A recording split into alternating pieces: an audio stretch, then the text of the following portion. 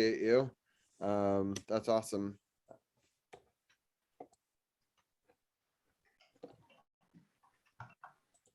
Let's see here. Does this? All right.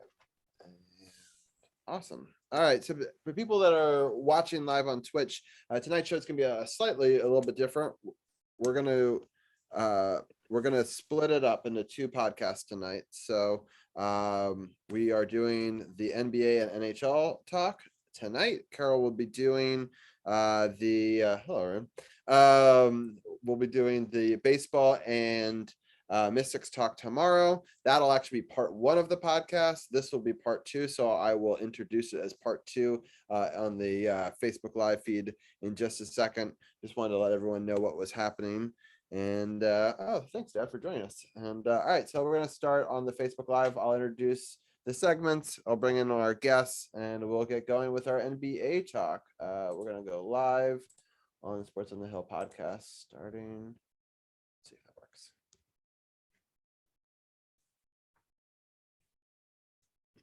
All right.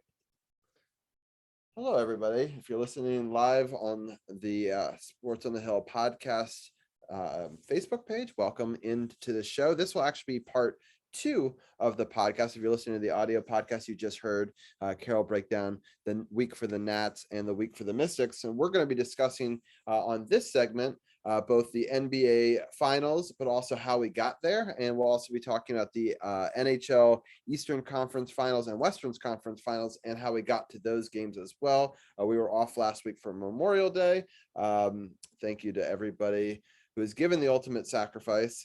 We took the day off in remembering that, and we're back here. This will be the second to last show that I'm going to be on until I take my summer break. I usually take off for the summers once the hockey and basketball segments are over. They're not going to be quite over. I'll be away on vacation, but I know that I'm sure the guys will come on and discuss it with Carol, what happens in the NBA finals in the upcoming weeks. Next week, I'll be recapping it, but if it happens to go farther than that, since there's only going to be two games this week, and so it'll probably go further than that for sure, because it was a surprising 1-1 series that we'll talk about. But the guys will be able to break that down with Carol on an upcoming show after I've left. And on the hockey side, we'll talk about the last 2 weeks for hockey, and then we'll continue to have that discussion about the Eastern Conference and Western Conference finals next week. Next week, they will be almost all over. There could be a game 7 the following Tuesday, but we'll have a pretty good sense, I think, of how the Stanley Cup matchup will go. And in fact, we've got a live game right now between the Colorado Avalanche and the Oilers. Right now, Colorado is up 1-0. If they win this game, they will actually sweep the series. And so we will know tonight who's in the Western Conference final, even if we don't know on the Eastern Conference side. So that's a little bit about what's happening tonight on the show. Thank you for everyone for tuning in. So let's bring in our NBA roundtable. We're going to bring in Brian Brennan first. How are you doing tonight, Brian? Hey, what's up, Robbie? I'm doing good. How are you doing, man? Doing pretty good. I'm happy for Carol that he's got some sales going on tonight. I'm sad that we can't do the show all together, but it's working out. He gets the night off. He'll do a show tomorrow, and he'll talk a little baseball then. But I'm excited to talk about these NBA, and I'm very excited for your Rangers team. I know it's really weird, but I've been rooting very hard for the Rangers. The hardest I've probably ever rooted for the Rangers in my entire life. It's been a really exciting playoffs for them. So we'll definitely break down that in the second half of the segment after we have this NBA talk. But I'm really excited to have you on for both segments. We haven't had you to talk hockey in quite some time, actually. So that'll be cool. Yeah. And Arun, how are you doing tonight? Not bad. I actually put out a couple of podcasts last week. Nice. That's progress for me. Yeah, that's great. Okay, at the end of your segment, I'll definitely have you let people know what they're about, and we'll share the links to them, and I'll share the links on our Twitch channel, and as well as sportsothp.com. Click the team SportsOTHP, go scroll down to Arun, and he's got all the links for the Hey Arun podcast. So that's pretty cool. We'll talk a little bit more about that at the end of this NBA segment. So with that, I'm going to share the screen. We're going to hold on, pull up my Safari real quickly. and we're gonna go when we last let off. The Miami Celtics series was very close, and the Warriors series was not very close. It was a 3-0 lead in that series going into our podcast 2 weeks ago. On the show, game 4, the Celtics beat the Heat pretty badly on that one 2 weeks ago. And then the next night was game 4 for the Golden State Warriors Mavericks game. And the Mavericks actually won that one as well. And it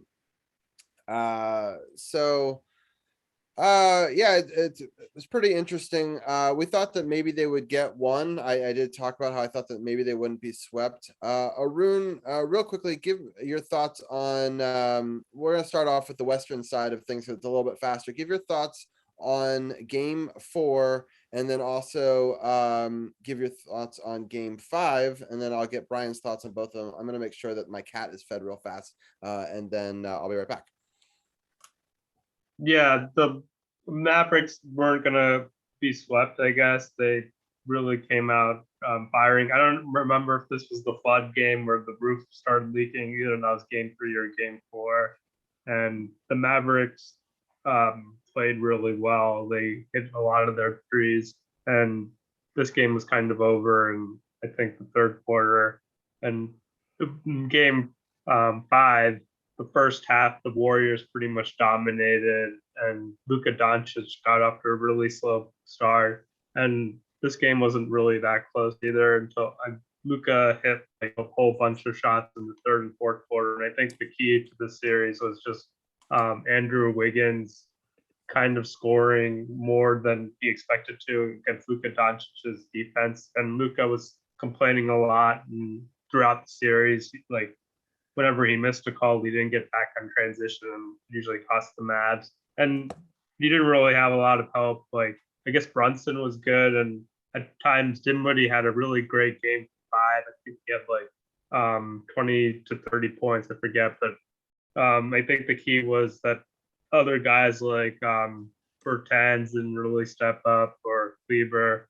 So I think the Warriors just took care of business, and the Mavericks defense, they did an excellent job of slowing down the Suns. That's why they were able to win. But then they weren't able to contain the Warriors at all, and that's why they lost 5. For sure. Brian, what are your thoughts on, we'll start off with game 4 and then get into game 5. Well, first off, before game 4, I just want to say I really appreciate what Steve Kerr said before game 4. That was the day of the shooting in Uvalde, Texas. And Steve Kerr made some really emotional remarks before this game. And like, you could tell his mind, and a lot of people in that arena's minds were not on the game that day. And I really loved what Steve Kerr said. If you haven't seen it, go look it up. It's really powerful. You can really tell that his mind was not on the game that day.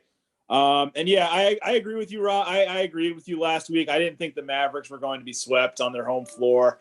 I didn't think they were going to be knocked out like that. I agree with what Arun said. The supporting cast for Dallas was really hit or miss in this series, really throughout the whole playoffs, but especially I think it showed in this series. Golden State was just from start to finish a better team, and they really proved it. And then to put them away in game 5, Klay Thompson had a huge game 5. There's something about Klay Thompson in clinching games. I mean, we've seen it all throughout this playoffs. He torched Memphis in game 6 of that series as well. He's just like, there's something about him when he has the chance to put him away.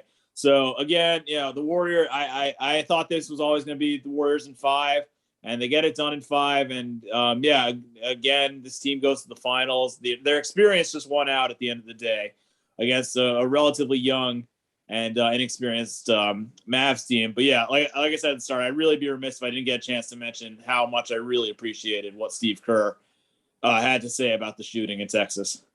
Yeah, I actually missed that myself, so I'm happy that you mentioned it. Check it out. It's pretty powerful.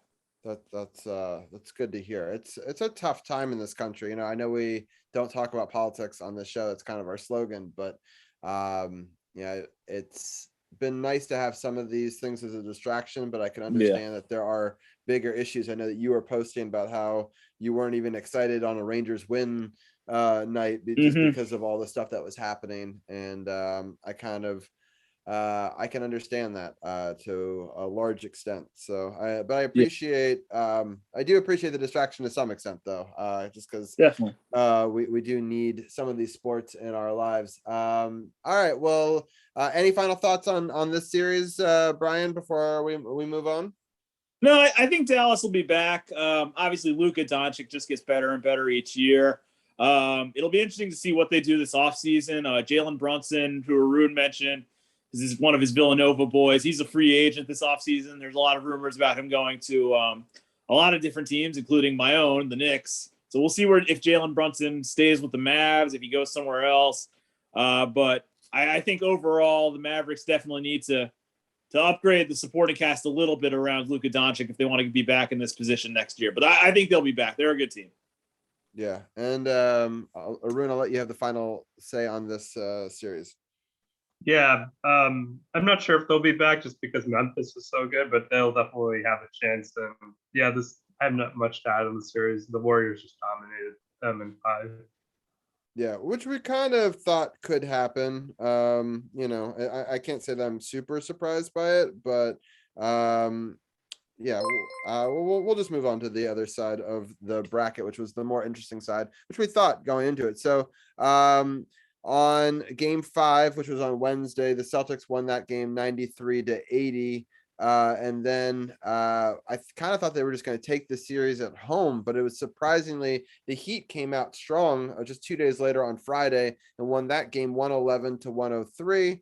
It forced a game 7 in Miami, which at that point I thought, oh, Miami's probably going to win this series because they have a home game 7, and I think they're the better team, or at least I thought they were. But the defense for the Celtics held true, and for games when they're held to under 100 points, the Heat that is, the Celtics did very well in this series. So they were able to hold on 196 and hold on for a big victory on Sunday. And I really kind of felt after that everyone's talking about the Warriors and how easy their road was, but sometimes I think that the team that has the harder road to get to the finals and the team that with the better team defense can surprise a lot of other teams in this case, where obviously the Warriors on paper, they've got the championship pedigree, a lot of the same players, homegrown talent, where they've sort of built up this almost dynasty at this point that we could say, right? So, but I still think the Celtics defense has a lot to say, and we'll get into that one. But overall,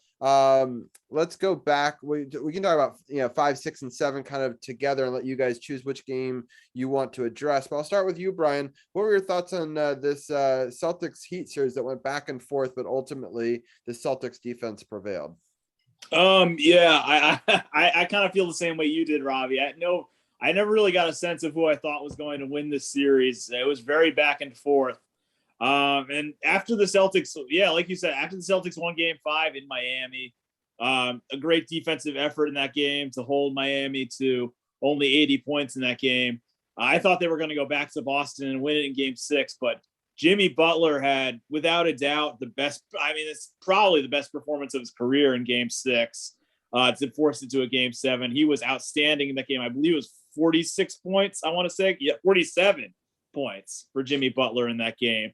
He went off. It was kind of reminiscent of a former Miami Heat player by the name of LeBron James against the Boston Celtics in game 6 in 2012. It reminded me a lot of that. I will say in that game 6, that's kind of the game I wanted to focus on. There was some questionable officiating. I thought some calls went against the Celtics that shouldn't have gone against the Celtics, especially towards the end of the game. But you can't say enough about Jimmy Butler to put the Heat on his back like that. And a really great performance. And he almost did it again in game 7. He had another great performance in game 7, and he had the ball with the chance to win the series for the Heat, but he missed the 3-pointer, and Celtics were able to get the rebound and win game 7. A really close, low scoring overall game 7. But yeah, this was a good series. I mean, the first couple games, I remember being on here 2 weeks ago and with Tim, and we were talking about how all the first couple games of this series were blowouts, and really through game 5, none of the games were really close. But game 6 and 7 were just about all you could ask for in terms of a basketball game. Just great. Congrats to the Celtics on winning the Eastern Conference. Yeah, just really incredible series. All right, Rin, what are some of your takeaways from this series, and which game do you want to talk about? Probably mostly game 6 and 7. A little bit of, I guess game 4 was so bad for the Heat. Their starters only scored 12 points, and then game 5, Jimmy Butler only had 12 points. So I thought, like you, that the Heat just weren't going to win. They had a lot of key injuries, like Jimmy Butler, Kyle Lowry didn't look like themselves, and Tyler Hero was out for an extended period of time. But then Miami scored 46 points. I mean, Jimmy Butler scored 46 points, and he actually kind of reminded me of he used to play on the Bulls, and people are calling him Michael Jordan's son, which is pretty funny because all he does is shoot mid-range shots. And Lowry also played pretty well in game 6, and then game 7, it actually was heading towards like a blowout Miami win. I think Miami was up by 13 points with 3 minutes and 30 seconds to go, but Marcus Smart chucked up a bunch of bad shots, and the Heat kind of found themselves back in the game after Strus hit a 3 and a couple nice layups by Lowry and Strus. And I think the Jimmy Butler 3, I actually didn't think it was going to go in because Butler had played all the time in the game. He hadn't been out of the game at all. So he looked kind of gassed.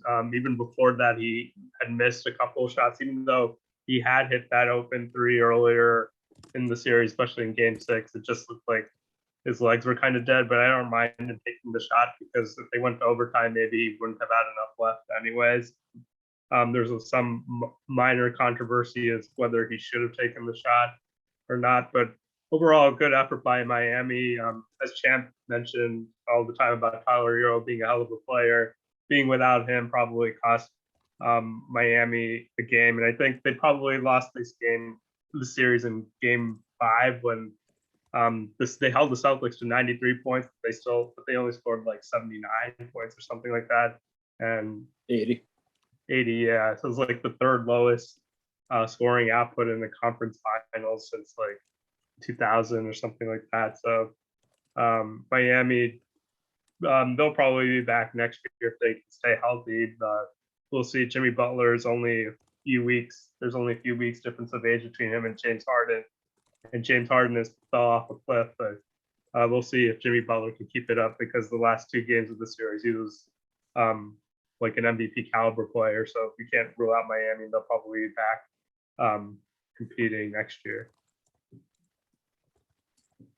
Yeah, it's an interesting run for sure. I just think it surprised a lot of people. I really had the Heat winning this series, but Boston's defense, I think they've really gelled together. And Boston has been on that cusp now for a while, just trying to get break into the actual finals. And so it's kind of fun to see them finally be able to break through. So let's get into the finals, unless either of you guys have any final thoughts on either of those things before I actually do have 2 things I want to add. Sure, there was at the end of game 6, Udonis Haslem, who's been a longtime player for the Heat, he said that the Draymond Green was already looking ahead to the NBA Finals. By this point, the Warriors had already clinched the NBA Finals, their spot in the NBA Finals. So he was like, he said on the record he wanted to play the Celtics.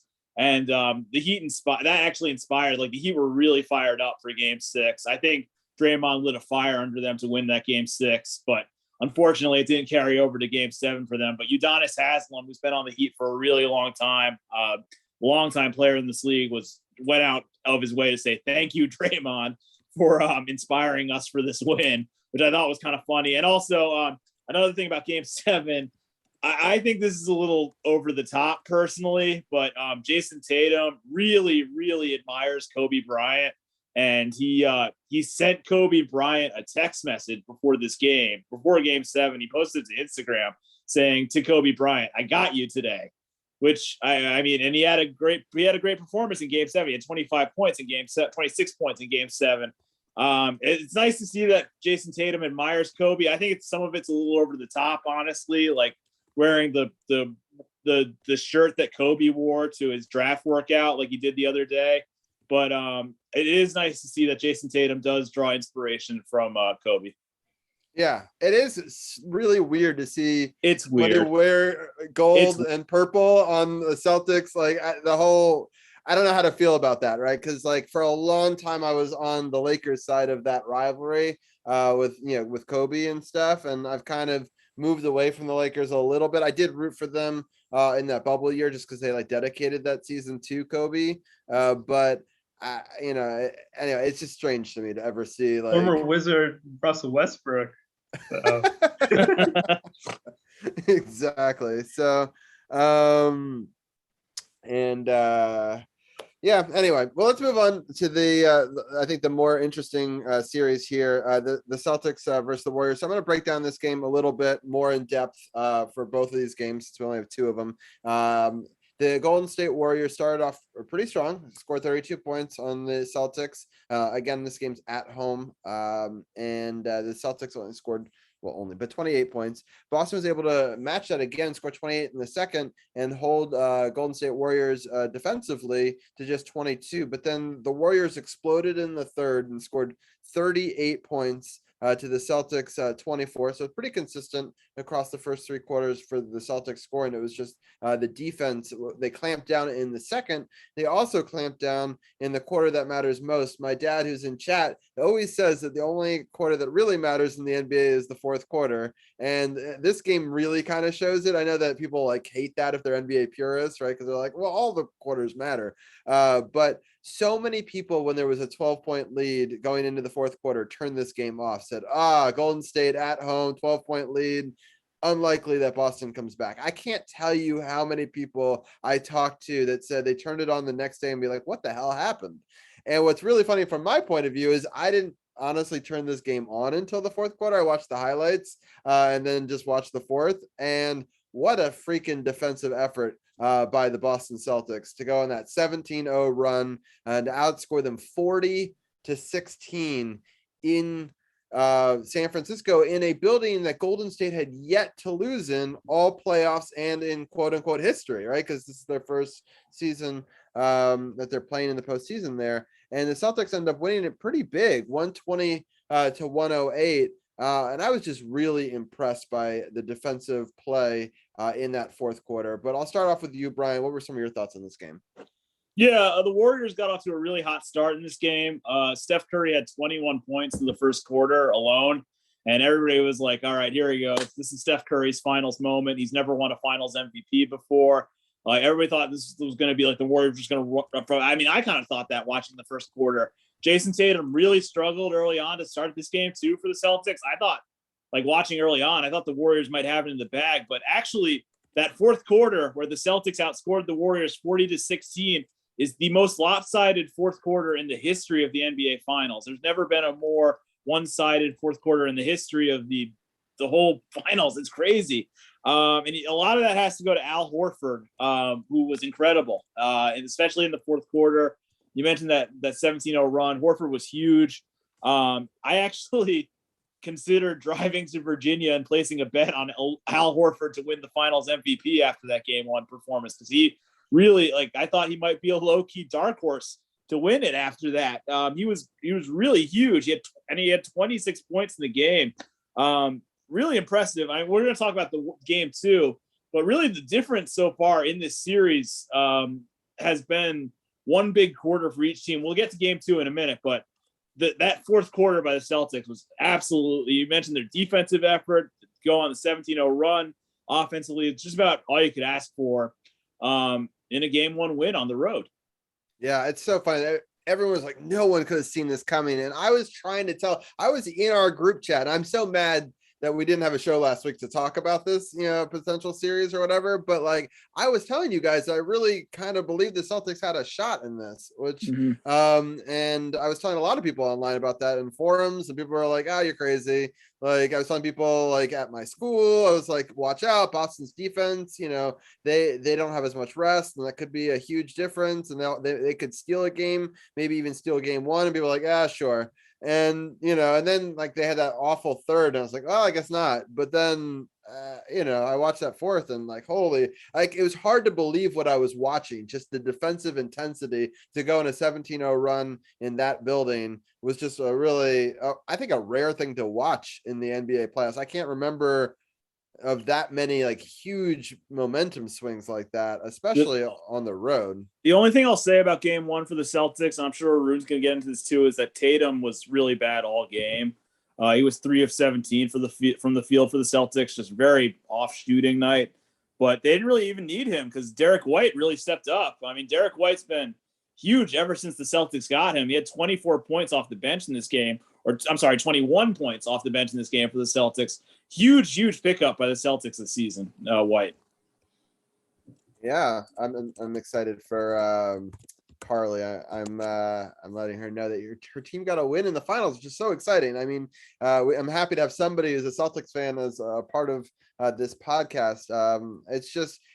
It's sort of weird to root for the Celtics. It's just a team that I've historically not rooted for. I do like the color green, but they're obviously the rivals of the Lakers, and DC teams have a history with Boston teams, but they're not really a rival of the Wizards in the same sense that like the Heat were or whatever. And so it's just kind of fun to and I like watching this team gel. I know, Brian, you can't really like this team because they are a rival of the Knicks, but you have to, at least they are a likable Celtics team. No, it's kind of funny you mentioned that, Robbie, because you talked about the Rangers. I've had a few people from Boston tell me they really like this Rangers team, and I went back and I was like, I kind of like the Celtics team. Like they're kind of fun to watch, honestly.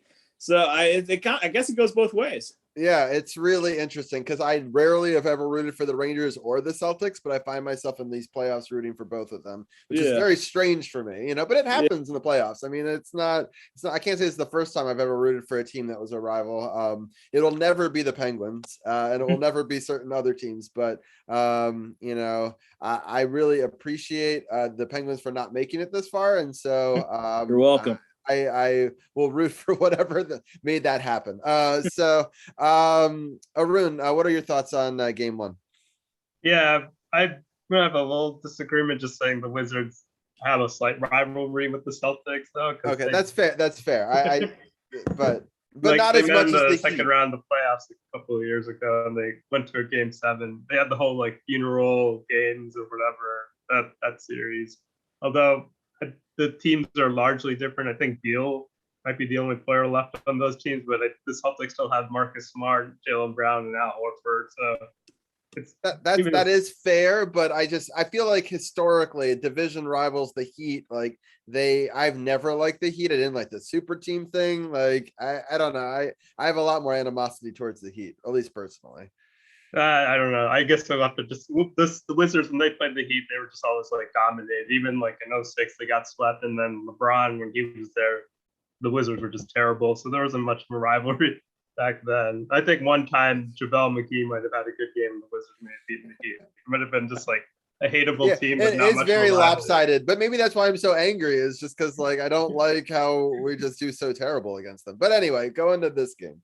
Yeah, like the Warriors were kind of taking care of business. And then I think Marcus Smart was like, look, we can't defend them like we were defending the Heat, meaning like they were just leaving Steph Curry open like he was Kyle Lowry for the first quarter, and he was 6 of 7 on non-half-court threes, basically. And in the second half, the Celtics just got on fire from 3. Like Derek White was 4 for 4, Marcus Smart and Al Horford, I think they were 16 or 23, all 3 of them combined. And speaking of Draymond Green, he had the just thought the Celtics were going to beat the Miami Heat, which motivated them. And he said that Derek White and Marcus Smart and Al Horford aren't going to shoot that hot from 3. And then we'll see how that plays out for the rest of the series.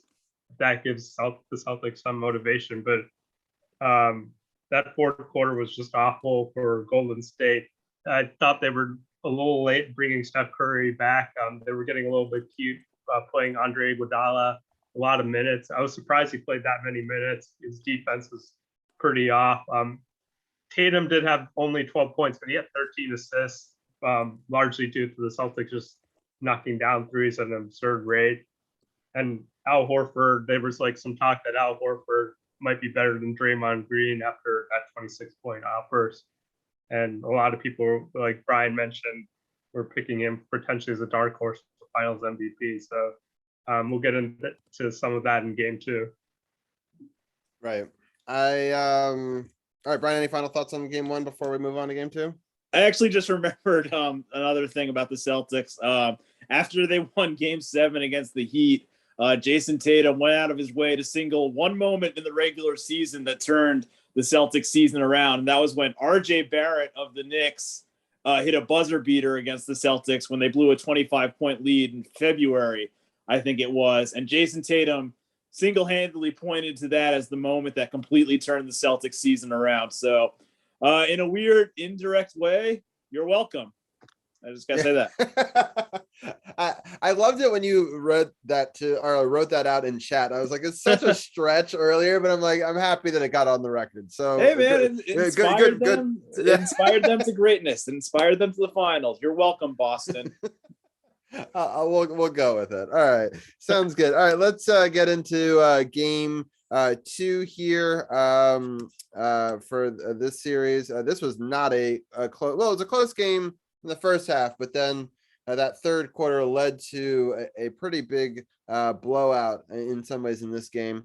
So it started off close. Golden State Warriors just outscored them 31-30 in the first, outscored them by 1 in the second, 21-20, better defense in that quarter. In the third, the Golden State Warriors had another big explosion of a quarter, just like they did in game 1. This time outscored them 35-14 though. I mean, so it's a 21-point differential, if my math is correct, and that's pretty significant. And then Boston, they kept it about even through the fourth quarter, didn't make a lot of headway, made a 4-point dent into that lead, but ultimately fell 107-88. Just not enough scoring for Boston, and just a poor defensive lapse once again in the third quarter. But I'm going to start with Arun this time. Arun, what was some of your takeaways on game 2? Yeah, the Celtics actually jumped out to a big lead. It was 16-9 in the beginning of the game, and the Warriors are probably thinking, here we go again. And I think Tatum and Brown knocked down a lot of shots. Brown actually started 4 of 5, but he actually finished 5 of 17. The key adjustment for the Warriors was putting Draymond Green on Jaylen Brown. In game 1, they put Klay Thompson on him, and that didn't really work. And in that third quarter, Steph Curry had 15 points. So that kind of keyed the Warriors from pulling away. And in the back of my mind, I'm thinking, are the Warriors going to choke in the fourth quarter again? But then after, leading up towards the end of that quarter, but after that Jordan Poole half court, he and Steph Curry have half court shooting contests after practice. So that was kind of the dagger in the third quarter. Then the Celtics didn't even play their starters with most of the fourth quarter. So the Warriors didn't even play Steph Curry. They tried to put Klay Thompson out there. And I still think this is going to could be a close series if Klay Thompson, Andrew Wiggins don't get going. They only had 11 points apiece. So they definitely have to play better, especially Wiggins was missing a lot of easy layups at the rim. He probably needs to work on the mic and drill. And Klay, it's been a little bit sloppy after that really good closeout games in Memphis and against Dallas. He's been kind of off to start the series. He has been playing pretty good defense, but he seems to be rushing a little bit and taking a lot of pretty bad shots. But if he just settles in and gets open threes and perhaps doesn't shoot so early in the shot clock, then the Warriors could potentially win one game in Boston, and maybe this will be a long series. For sure. Let's go take a look at the upcoming schedule real fast. So game 3 is on Wednesday in Boston, and that's at 9:00 start to that game. And I believe all the games are on ABC now. Is that right? Yeah. So all right, here we go. So that one's on Wednesday at 9:00 on ABC, June 8th. And then on Friday is game 4. And I'm sort of surprised there's no games this weekend in the NBA Finals. I know they're switching back to going back to Golden State, but I just think that for a scheduling point of view, it's kind of awful. Just because I don't know, I would have liked to have seen a weekend game there. I strongly agree, Robbie. This final schedule is whack. Like I feel like I say this every year, but I just don't understand why they start East Coast games at 9:00. Like there's no point for a Wednesday night game in Boston to start at 9 p.m. local time. I don't get it. Well, also, Sunday games at 9:00. That makes sense either. Yeah, I don't get it. Yeah, it's pretty bad, and I agree with you. I think it's hard for people on the West Coast to watch it at 5. I guess is the theory if you do it at 8. But like, it's. Yeah. Call me an East Coast elite or whatever, but I'm kind of with you. At least Game 7 would be a start time. Yeah, Game 7 would be on a Sunday at 8:00, but like still, like I don't know. I'm with you, and I feel like they could have moved this whole series up, put a game on Sunday, and then have a couple of days off, even if you need to do that, and have a game on Wednesday, and then the other game could have been on a Saturday, and at a 7:00 start or something for Game 7. I think they could have done a lot better. Even if it was a 4:00 on the West Coast, it would still be a good time. So it's kind of frustrating because there's only literally 2 games between now and next week when we talk to you. And so by definition, because it's split, we're not going to know the results of this. I mean, we'll talk about a series in progress. And I guess on the bright side is that Game 5 will be during the show next week. So that'll be kind of interesting to do like a live look into a finals game, but still, like I don't know, it's frustrating for sure, because I would have given up having a live look in just to have a weekend game in a heartbeat, which is kind of a weird thing, right? Because, well, first of all, I don't think our show is going to do particularly well against the NBA finals ratings wise, but beyond that, I just think that it would have been more fun for the average viewer or even the casual viewer who might not follow the NBA. Like, I think these 9:00 starts are tough for anybody who isn't like a diehard fan of one of these teams to show up for. But looking forward in the series, the next 2 games are in Boston. I'm going to start with you, Brian. Do you think they split them? Do you think the Warriors come back and take both? Do you think Celtics take a 3-1 lead? What are your thoughts on the series going forward, at least in this week? My prediction from the start for this series was always Warriors in 6. I could see them splitting the next 2 with Golden State possibly winning games 5 and then closing out in Boston. I don't think Boston. I mean, we saw it. The Heat actually won 2 out of the 3 games in Boston in that series. I don't think it's particularly a difficult home court advantage. Not to disrespect the Boston Garden, but I don't think it's. It's not like where the Warriors were undefeated at home. I think the Celtics can lose home games. So I think they're going to split the next 2 games. I never really got a chance to give my thoughts on Game 2. I'm sorry. No, it's okay. The third. I'll just say the third quarter was really the difference. But I agree with Arun that the Warriors they're not 100% clicking yet. Something does feel kind of off, even though they did win last night. Thompson doesn't quite look 100% right. Curry's playing great, but it's kind of in bursts. It feels like you'll play great for a couple of minutes and kind of struggle here and there. So once they put it all together, I think it's gonna be tough for the Celtics to figure them out. But my prediction from the start was always Warriors in 6, and I'm gonna stand by that. I'm gonna go with them splitting the next 2 games, and then the Warriors win 5 and 6. Interesting. Yeah. Those are some good takeaways. I'm sorry that I didn't give you your take on the second game. That's fine. I just forgot one thing, that Al Horford only had 2 points in Game 2. Sorry, Al Horford's final MVP chances. Oh, that's a good point. Well, we'll see. Yeah, there's still a bunch more games. If he had a dominant performance over the last bunch and won a championship, there could be a different argument. But yeah, 2 points, 8 rebounds isn't great. I agree with that for sure. Arun, what is your takeaway on the upcoming week, and what are your thoughts on the scheduling stuff? Yeah, it's a lot of time in between games. Like even like games 1 and 2, there's like a 3-day layoff, and people are joking that they like went on summer vacation in between these 2 games. And especially after the conference finals, they've just had 1 day's rest, even on travel day from back to back, which is been the other extreme. But I also am like Brian. I had the Warriors winning in 6, but I think the Celtics they could upset the Warriors.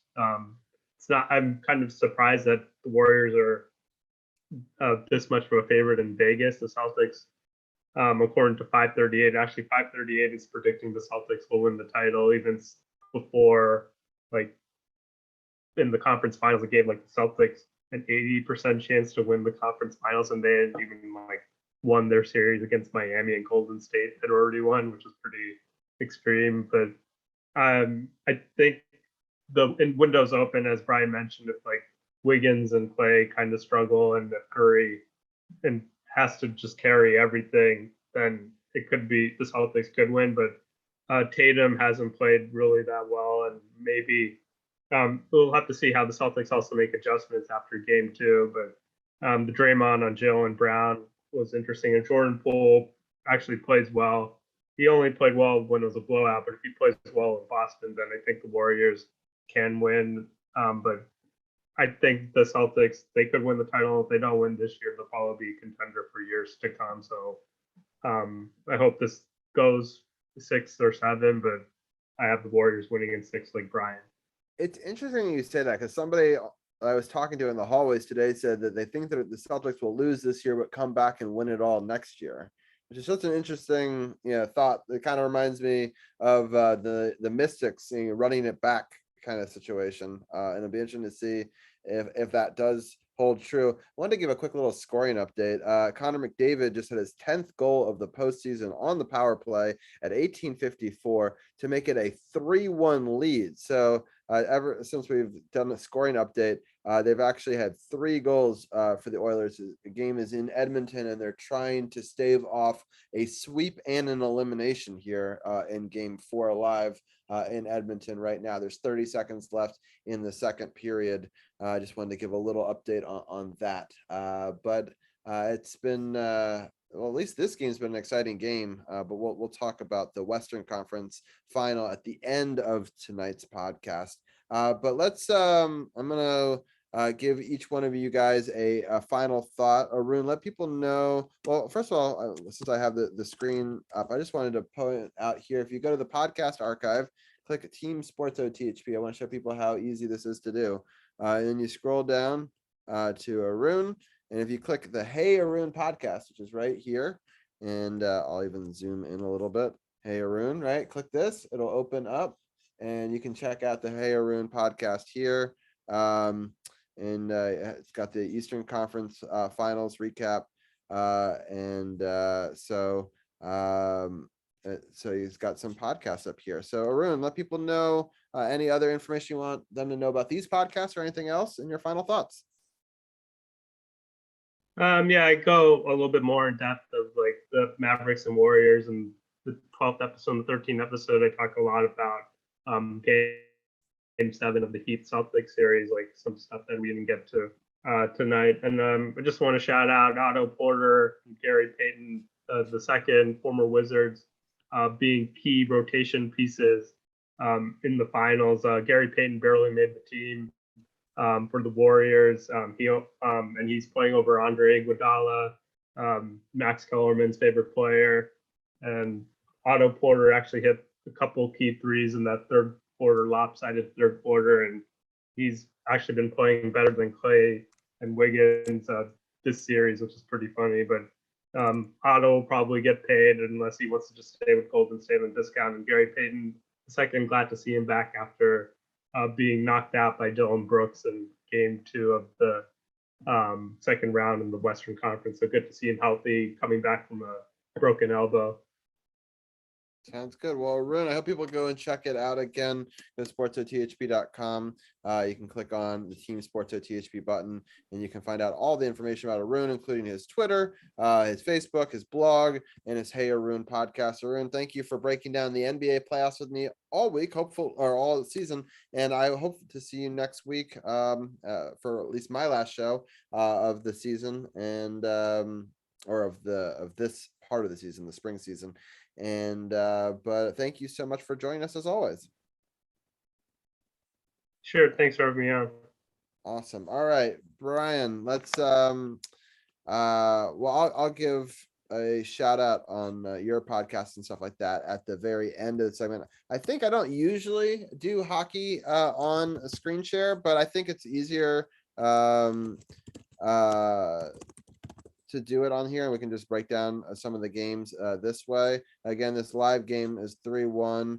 I'm going to go back to the Rangers, and we're going to follow their path all the way up into this thing. So when we last left off, the series was tied, I believe. Or no, Carolina was up 2-1, right? And then the day after, the Rangers won and tied the series 2-2.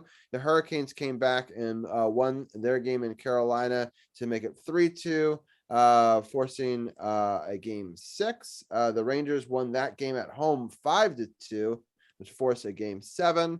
And the Rangers actually went into Carolina and I believe gave Carolina their first home loss of the postseason. You would be correct. And they won that game 6-2. Any thoughts about this series and the Rangers' great run through Carolina? Oh yeah, that series was awesome. That was a lot of fun. I mean, I know how you guys as Caps fans feel about them. I really can't stand Carolina. For a lot of reasons, a lot of the players they have. The fact that they used to be the Hartford Whalers and moved out of Connecticut always drove me insane. So I've never been a big Carolina fan. And just to win this series the way they did was just fantastic.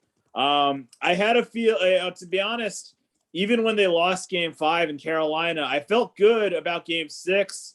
They play really, I mean, we'll talk about it a little bit when we talk about the Tampa series. But they've just been playing great at home all postseason. They actually haven't lost at home in the postseason since the triple overtime game against Pittsburgh, game 1 of the playoffs. That was the last time the Rangers have lost at Madison Square Garden. So I felt good going into that game 6, and they absolutely really put the hammer down early and just didn't stop in that game 6. Have to give a shout out to the kid line. They've been amazing all postseason. I'll talk about them a little bit in the Tampa series too, but Philip Hedl was a big hero in that game 6. He had 2 goals. Igor Shesterkin was amazing as usual. Even when Carolina scored, I never really felt like it was in doubt in game 6. And that was just a great win. And honestly, going into game 7, I had a good feeling too. Carolina, I know they were undefeated at home in Raleigh in the postseason. And they were actually, it's crazy. They were winless on the road, but they had won all of their home games to that point. And I just kind of had a feeling like maybe they're due for a bad game at home.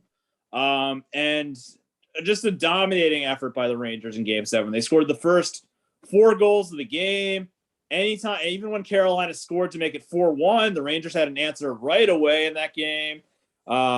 They scored early. They scored often. It was a beautiful, great victory for the Rangers. Just an absolute just relief. I mean, I had to be up for work early the next day. I don't know if I slept at all after that game 7. That was just awesome. Shout out to all the Rangers fans who went to Raleigh. There were a lot of them for that game. They were all there. It was just great. It was I really loved beating Carolina. Better luck next time, Carolina. I was just surprised it was such a blowout. I thought that game 7 was going to be much closer, to be honest. I didn't think it was going to be a blowout, but I like I said, I had a good feeling, man. I really did going into that game 7. I thought Carolina might just be due for a loss at home finally. And I mean, it happened. And I mean, this Rangers team, you know, the whole city's behind them. It's really awesome to see. Like all of New York just seems to be behind this team right now. I felt like everybody was watching that Carolina game. Everybody was watching that game 7.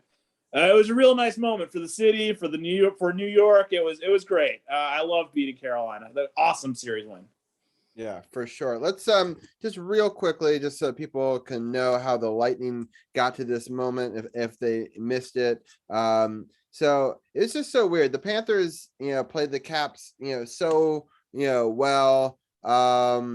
And I just didn't expect, Tampa Bay won that series in a tight one against the Maple Leafs. I didn't expect them to come out and just crush the Panthers like they did.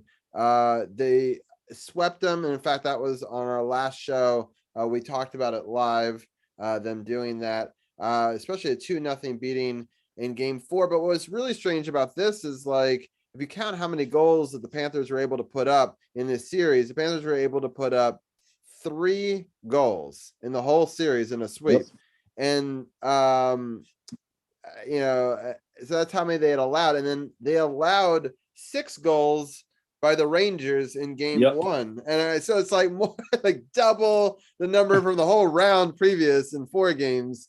This game, it started off close. They both scored 1 in the first. The Rangers really broke it open in the second, scoring 3 goals to the Lightning 1, and then they piled it on by adding 2 more in the third and holding the Lightning to no goals in the third for a 6-2 victory. The Rangers, they're pretty. Not like one guy dominated the goal scoring sheet, but it was kind of one line that I felt really dominated this thing. So, Brian, why don't you talk about that line and how phenomenal they were all night? It's the kids line. I mean, these guys they're young. I mean, you can tell these guys are really like young and they're just hungry and they just, I mean, the people moment who don't, of this, Brian, for people that don't know the kids line, can you tell them who the players are just in case they're so it's Lafreniere. I'm trying to think. Kako, Filipino, Keandre Miller. Who's the other one? It's there's just 3 forwards, right? There we go. That's it. And so I mean, then the moment that stands out in this game, was the 4th goal that the Rangers scored. These guys were on the ice for about almost 2 minutes, and they kept all the pressure in the Tampa zone. They kept all the Tampa players on the ice. They were able to wear them down. It was just a really impressive effort that led to the goal from Filipino to make it 4-2. They're calling it the shift. That's Rangers fans on Twitter. It's already got a name. They're calling it the shift, and I love it because that was probably one of the signature moments of this team so far. And Heedle's been amazing. Heedle in particular has really stood out to me this postseason. He had 2 goals in game 6 against Carolina. He had 2 goals in game 1 against Tampa. He's got, I think, 7 overall in the postseason. He's been a really, really, I mean, out of nowhere, almost like a dark horse MVP candidate for this team. And that moment, the shifts if the Rangers win the series, it's going to live on in lore forever. I mean, it was iconic. And, it was great to score 6 goals on Vasilevsky. It was, I heard a lot of other fans saying, the Rangers are finally going to face a real goalie. They played backups against Pittsburgh and Carolina. Now they're going to face Vasilevsky, who's like the best in the world, the only one who can compete against Igor. And they put 6 goals by him in game 1. Kreider, I think, got all the momentum going. He scored literally a minute into the game. I think that really, even though Tampa did tie it up, I think that set the tone.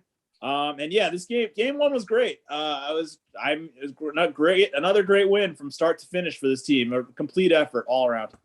I want to show these stats because I've never seen this before, and I follow a lot of hockey.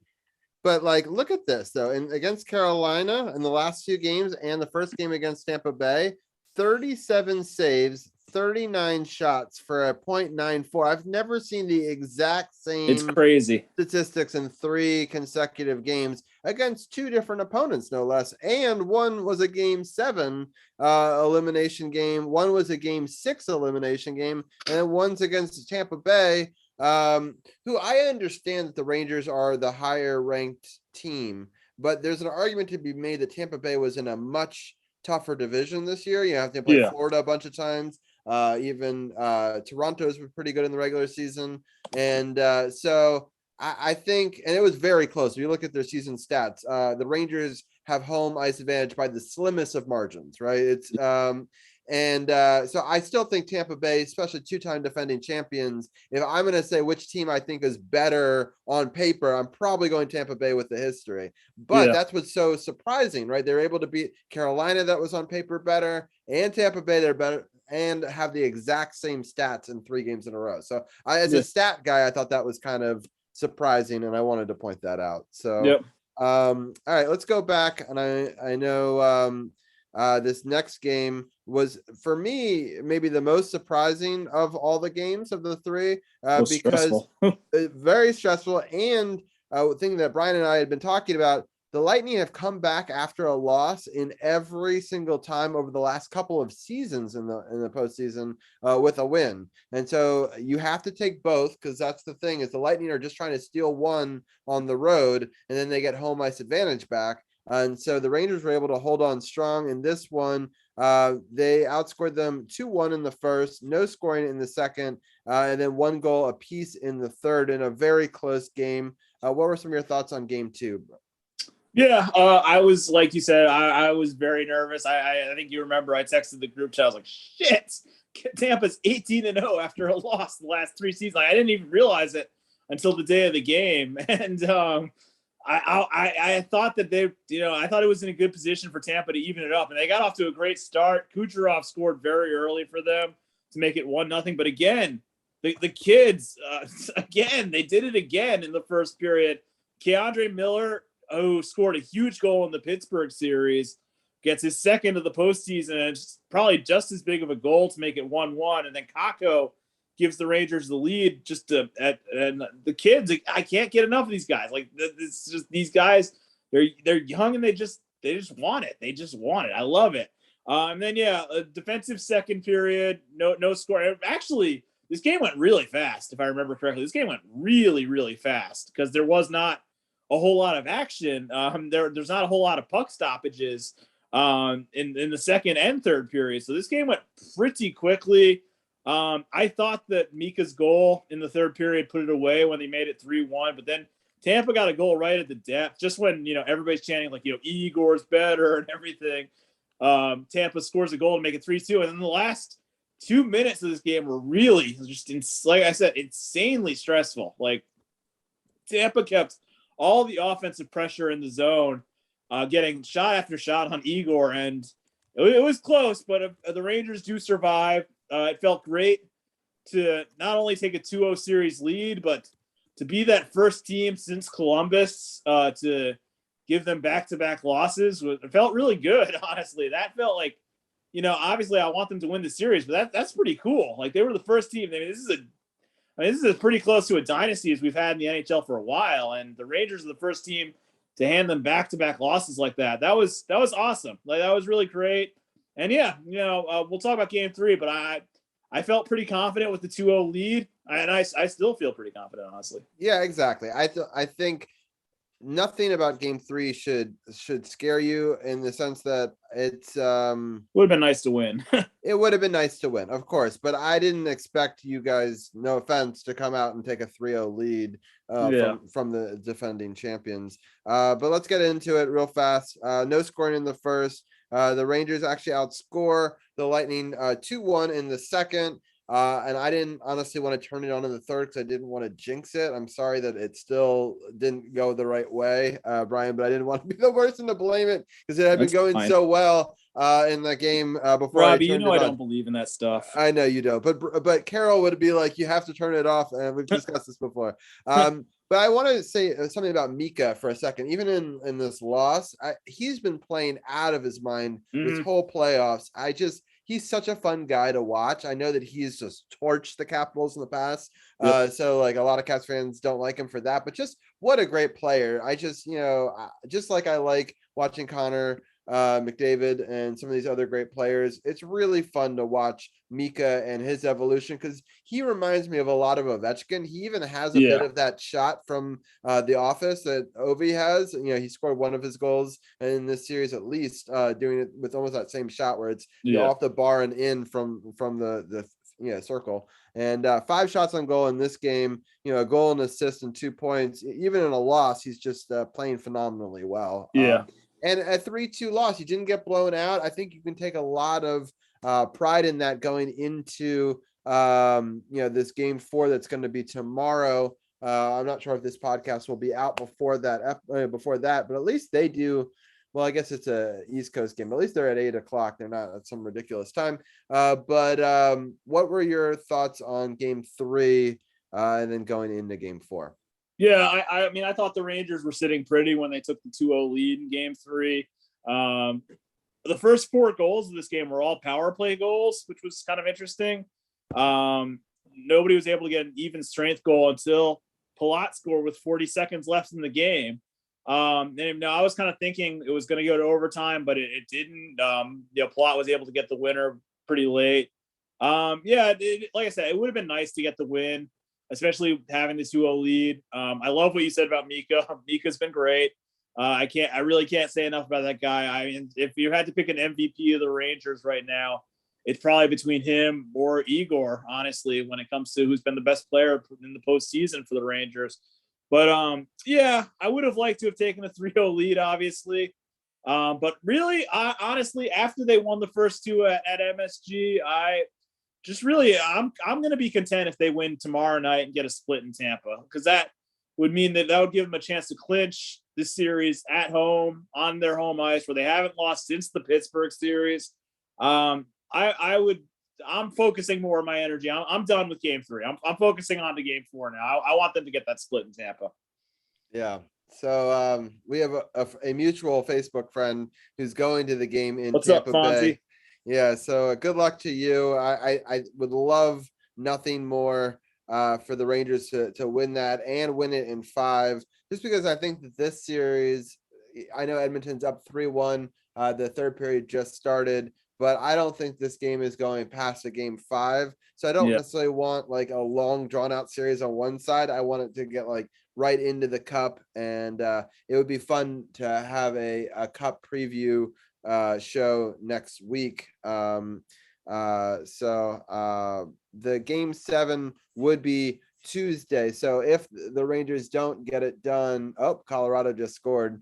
It may still be a sweep. The game 7 would be on Tuesday next. So it'd be after next week's show, but I'm hoping that we can have a preview show of the cup next week as part of the podcast. So again, the game tomorrow, if you're listening live, are Tuesday at 8 p.m. in Tampa Bay. Then game 5 is on Thursday back in New York, which I think is pretty hilarious that they're able to do games every other day, even though they're changing cities. I know it's just up and down the East Coast, but still. So that's Thursday, June 9th at 8. And then they get a weekend game on Saturday, June 11th. That's an 8 p.m. game. That would be back in Tampa Bay. And then again, as I mentioned before, game 7 would be on Tuesday. So either next week we preview the Stanley Cup Finals, or we preview a game 7. So I'm hoping for Brian's sake, for his nerves, that it doesn't go that far. Hopefully not a game 7. Yeah, exactly. So hopefully the Rangers are able to get it done before that. Any thoughts on the week ahead before we switch gears?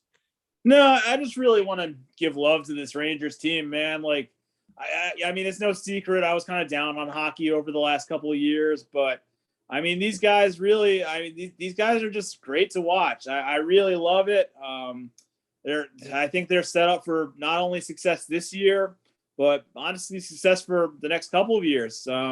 It feels like they're almost ahead of schedule. It's been a great season. I would love to be in the Stanley Cup Finals.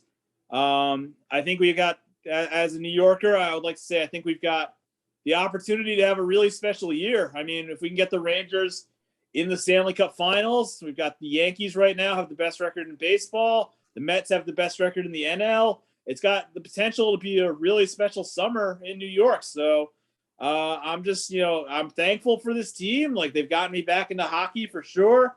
I'm even watching the Western Conference Finals as much as I can.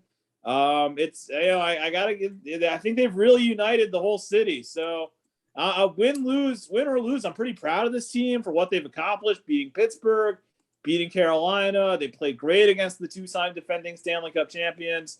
But at the end of the day, I really hope they're in the Stanley Cup Finals. So that's just kind of my thoughts on it. Hopefully they get it done. Yeah, well, let's switch gears. I just want to give you a shout out as well for all the awesome stuff that you've done. And I know that you're going to try to help Carol even in the weeks that I won't be on over the summer, which I always appreciate you stepping up big. You were a host of the NBA show at the beginning of this season when I was on paternity leave, and you always step up big for baseball talk and all the different sports. But I just wanted to let people know. You can find all of his information on Team SportsOTHP at sportsothp.com. On there, you can find his information about all the teams that he loves. You can find his podcast here, his socials, Facebook and Twitter. And he also has a Twitter for his podcast. I know that you've been really busy lately. Have you had any new episodes of the podcast recently? Not lately, just because I've been really busy with work lately. As you guys know, I've been waking up pretty early in the morning for work, and I'm just always working at my job. But if I have the time, I'll do it. I would love to release an episode about the Rangers in the Stanley Cup Finals if I get to it. So hopefully that happens. And yeah, that's pretty much it. Yeah, sounds good. Well, I encourage people to go check out Upon Further Review with Brian Brennan, and I always appreciate your candor and talking to me about all different sports. We've talked about almost every different sport on here. United is not doing well. We're not going to get into too much soccer talk tonight, but it is a topic that we do discuss from time to time as well on here. I know that your Yankees are doing very well, so congratulations to you on that as well. But Brian, any final thoughts before I let you go? And then I'll talk about the Western Conference side of the hockey thing. No, just shout out to the Yankees. This year just keeps getting better and better. They're having a great season so far. They're on pace to have arguably one of their best seasons of all time. And hopefully they reward Aaron Judge with a nice, long, fat contract extension at the end of the season. So, yeah, that's pretty much all I got to say. Let's go Yankees, let's go Rangers, let's go Knicks, Giants, every other team I root for. Have a good night, guys. I'll talk to you later. Thank you, Brian, for joining us. And so I will end the show solo, but we do have a lot of people in Twitch chat. We'll definitely get their opinions on things if they'd like to say it. I did notice a couple of people, Champ was talking about, let's go Rangers, let's go Celtics. So he's on board with the teams that we're rooting for. And again, this Edmonton, Colorado live game, Edmonton is up 3-2 with 17:36, but we've seen Edmonton blow a bunch of leads. So we'll get into some of that. If anybody has any questions on the Facebook Live as well, they can always feel free to let us know about that. In addition, I'm going to close the website for now. We're going to go back to the upcoming schedule. Well, let's talk about how these two teams got here. We're going to start off with the Edmonton Oilers. They played an incredible series against the Flames. Edmonton led 3-1 when we last let them off. The Oilers took a 4-1 lead. And then on the day after, the Oilers won 5-3 in Edmonton to take a 3-1 lead. And then they won it in Calgary in overtime with a 5-4 win there. So that was the Oilers route, the Battle of Alberta, which was a really good series, high scoring, lots of really great matches in that one, including that game one that was a 9-6 win for the Flames. And let's talk for a second about the Colorado Avalanche and how they got here. So they played the Blues in that one. On the last time they were on the podcast, they won 6-3 on that Monday. And then the following Wednesday, the Blues came back and won in Colorado, which was kind of surprising, staved off elimination. But then the Avalanche turned around and won on the road. That game 3-2, won the series 4-2. And then this has been an interesting series so far. In the first game, it was very, very high scoring. The Colorado Avalanche outscored the Oilers 3-2 in the first period. They outscored them 4-2 in the second. So they scored 7 goals, 4 goals against in the first 2 periods in that game. A little less scoring in the third, 2-1 Oilers. Took the lead in that one, but they ended up winning 6-8. But it was a back and forth game, really high scoring, very exciting game to watch. The second game, a little bit different. In this game, it was a very tight first period. The second period, the Avalanche actually outscored the Oilers 3-0, and they all happened in about a span of 2.5 minutes, or even maybe a little bit less. Edmonton actually just scored in this live game at 16:05 into the third to take a 4-2 lead. Here, we're going to pause here for a second. Connor McDavid steals the puck, skates down the right flank, gives it off, and then it's a cross ice pass. It goes off of the mask of the goalie and into the goal. So some great passing, starting off with Connor McDavid and the steal, and then a little bit of a fight breaking out, people shoving afterwards.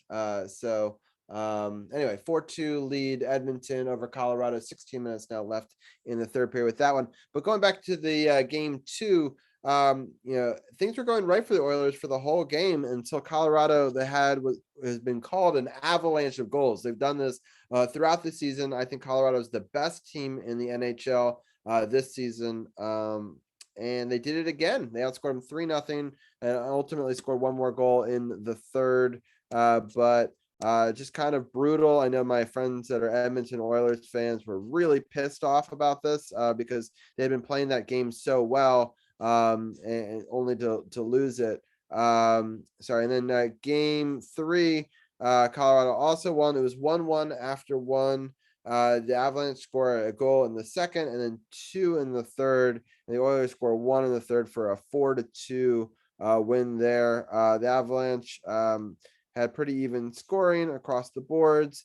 But anyway, they took a 4-0 lead, a 4-2 win and a 3-0 series lead. There's a Whalmer in chat if anybody wants to catch that. I'm going to pokey check it real quick. And I already have it. But if anybody else wants to try to get a Whalmer, go for it. All right. And if you're listening afterwards, people have no idea, you can catch Pokemon live on my Twitch chat. So come over and check out our live shows on Monday, or at least next week. We'll continue to do that. Anyway, so that set up a potential sweep for tonight. In this game, the Avalanche scored 1 in the first. We talked about how they scored 3. The Edmonton Oilers scored 3 in the second, and both teams have scored 1 now here in the third. And there's about 15 minutes left in this third period. So it'll be interesting to see if the Oilers can stave off elimination. I think Colorado is still going to win this in 5 or 6. I'd be really shocked if the Oilers can do what very few teams in history have ever done, which is to win 4 games in a row. So, the Avalanche do have a cool logo. Primordial sounds, Andy was saying. The Oilers actually have a pretty cool logo too. They're both really interesting teams. And I'm kind of happy to see some new teams in it on the Western Conference side. The Avalanche, I thought, could have won it all last year, but some injuries affected the team.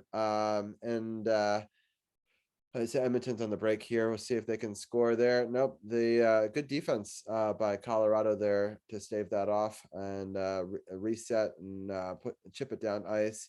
Ooh, a big hit up high and a turnover again. Edmonton now has the puck and they are marching down. So I hope that people have enjoyed all the hockey talk. The upcoming games, if there are some, are as follows. Let me just pull that up here. There'd be a game on Wednesday. It would be game 5, time to be determined. If there's a game 6, it would be on Friday, time to be determined. And if there's a game 7, it would be on Sunday, time to be determined. We'll see if the Oilers are able to hold on to this one.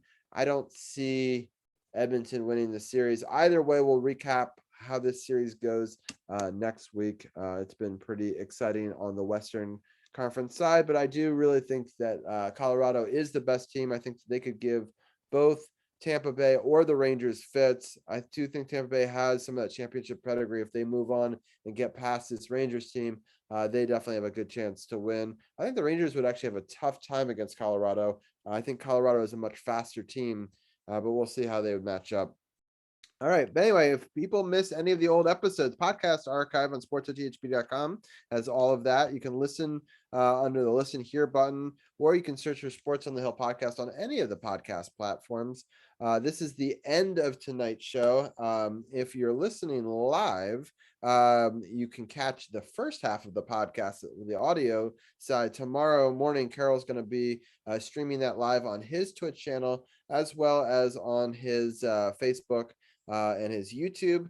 He'll be talking about the Nationals, and he'll also be talking about the Mystics. But if you're listening to the audio podcast, you've already heard that in the first half of this show. And the audio podcast is coming out later for those people who are listening live than it usually does. Usually we post it right after the show. Also on sportsothp.com, you can click on our YouTube channels. It's got Carol's YouTube as well as mine. It's got all of our social media links, which got our Instagram, Facebook, Twitter, and it has my Twitch. We'll have to add Carol's in there, but Carol is on there. Thank you, RX Damadol, for joining us today at the end of our thing. We're gonna try to decide who we're gonna raid. We'll do that after I end the audio portion of the Facebook Live, and the audio podcast. We do a little bit of a post podcast wrap up on our Twitch channel as well, and that video will live on our YouTube. So social media, Team SportsOTHP is all the links for Carol, myself, Anna. It's got Brian, Arun, Tim, Ken, Dujanay, and all the other people, and also the podcast partners. Check out Upon Further Review, which we talked about with Brian. The No Spots, thank you to Champ for modding in our chat. Also the Power Play Point podcast and the Breakdown. And you can find other information about my website with Web and Games and information about the True Radio Network. But once again, this is DC Sports without the politics. Thank you for tuning in on our Facebook or the audio portion of that. I'm going to end that now, but we hope that you have a great week, and we'll talk to you next week on Facebook. Recording stopped.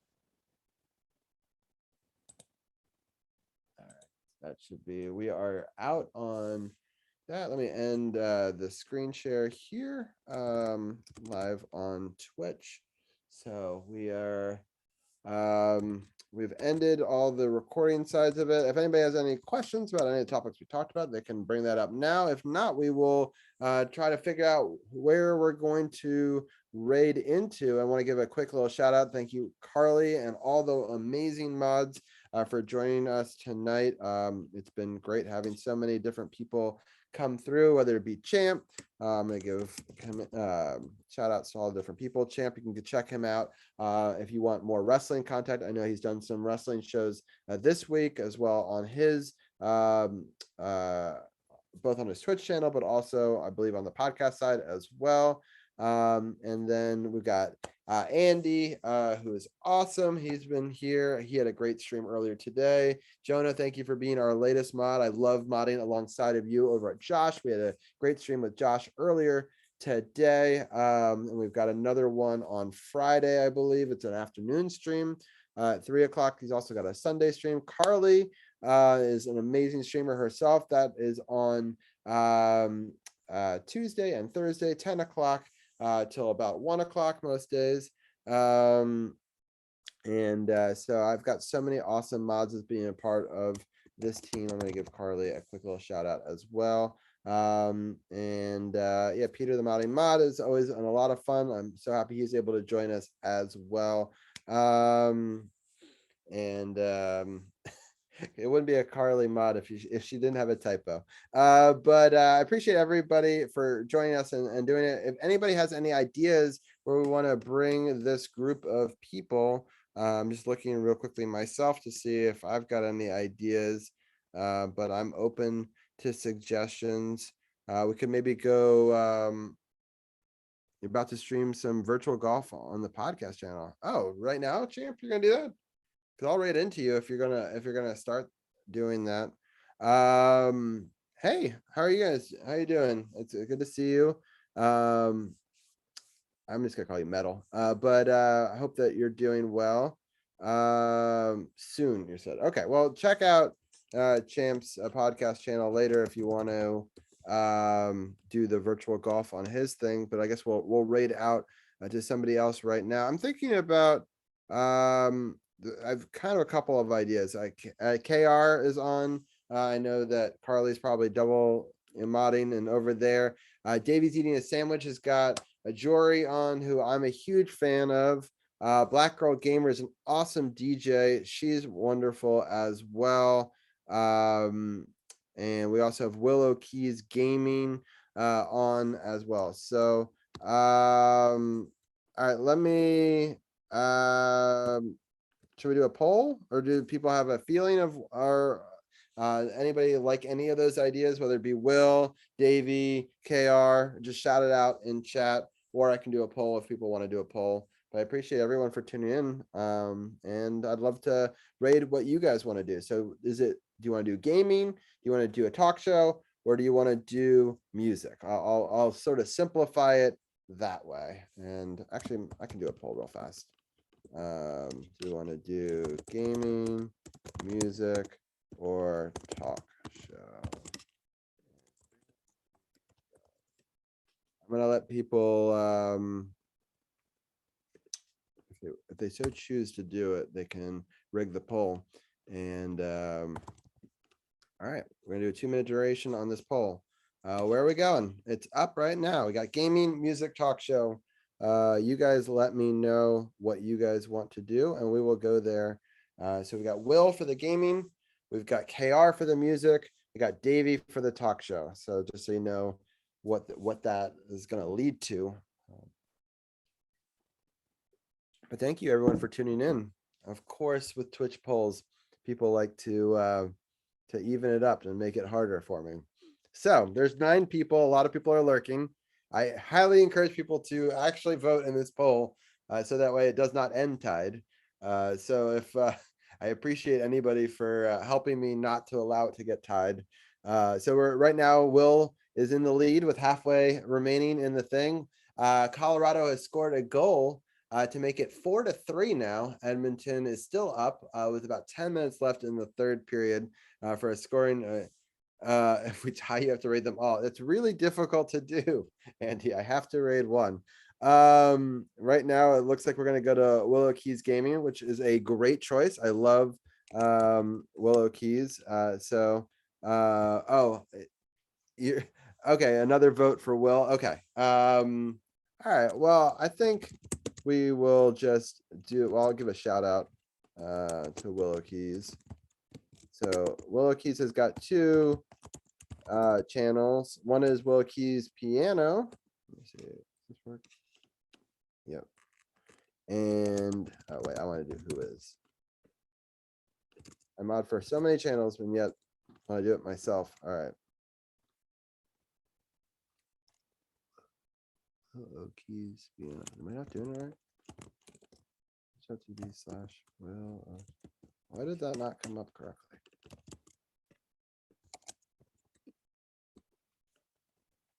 There we go. And then also, who is Willow Keys Gaming? And that's actually where we're going tonight. But I definitely encourage people to go to both. We're going to raid right now, /raid Willow Keys Gaming. I hope that you guys are able to join me on the raid. I appreciate it. If you want to do the raid command, it is that. It's pretty simple. You don't even need to have, I think, do we have a sub-raid? Sub-raid. Cool, we do. All right, raid Willow Keys Gaming. It's been created. So grab the emote that works for you. Definitely check out Will on the piano stream. But we are going to go over to his gaming stream right now. And thank you everyone for tuning in. I appreciate it. It's been a fun stream. Check out Carol's channel tomorrow if you want to know more about baseball or women's basketball. And then we'll be combining both of them, I think, tomorrow night for a podcast that I'll release for Wednesday as well. Thank you guys for joining us. It's been a lot of fun. Next week will be the last stream on Twitch. And then I'm taking the summer off because it's mostly baseball talk and I'm going on vacations, which is awesome with the family and more pool time. But I'll be back in September. So I appreciate everyone for subbing and being a part of this. And I will try to maybe do like a game stream or some sort of other stream throughout the summer, or at least 1 or 2, to see if I've got time to do that. But let's raid Willow Keys now. Thank you everyone for joining in on the raid. Appreciate you. Love you guys. And we'll talk to you soon.